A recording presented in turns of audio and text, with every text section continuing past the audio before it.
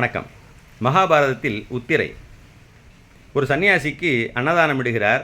அந்த சன்னியாசி மகிழ்ச்சியில் ஒரு மாய கண்ணாடியை பரிசளிக்கிறார். அதன் சிறப்பு, அதை யார் பார்க்கிறார்களோ அவர்கள் முகம் தெரியாதாம்.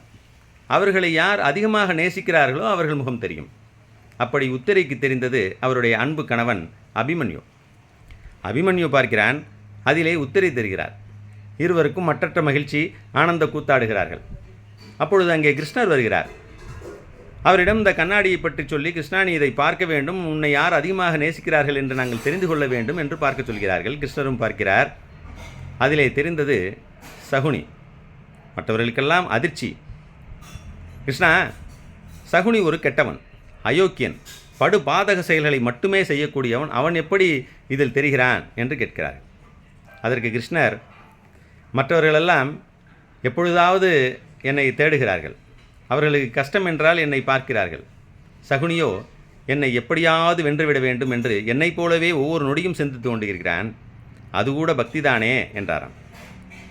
இருள் சேர் இருவினையும் சேரா, இறைவன் பொருள் சேர் புகழ் புரிந்தார் மாட்டு என்கிறார் தெய்வப்புலவர் திருவள்ளுவர்.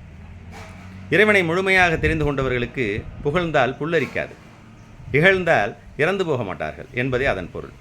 இப்போது கூட திருப்பதிக்கு நெய்யை கொடுத்தவர்களும் இருக்கிறார்கள், மற்ற பொருளையும் கொடுத்தவர்கள் இருக்கிறார்கள். இருவருமே பெருமாளை நினைத்துத்தான் கொடுத்திருப்பார்கள். எனவே அவர்களுடைய ஆசி நிச்சயமாக இருவருக்கும் உண்டு. ஏனென்றால் பன்றிக்கரியை கொடுத்த கண்ணபிரானுக்கு கூட இறைவன் காட்சி அளித்தார். இறைவன் கருணை கடல் அல்லவா? நாம் இப்படி இறைவனை வேண்டிக் கொள்கிறோம். சிலர் வாரத்திற்கு ஒரு நாள் மட்டும் இறைவனை போட்டு உழுக்குகிறார்கள். ஒரு சிலர் ஒரு நாளைக்கு 3 முறை அல்லது 5 முறை மட்டும் இறைவனை வேண்டுகிறார்கள்.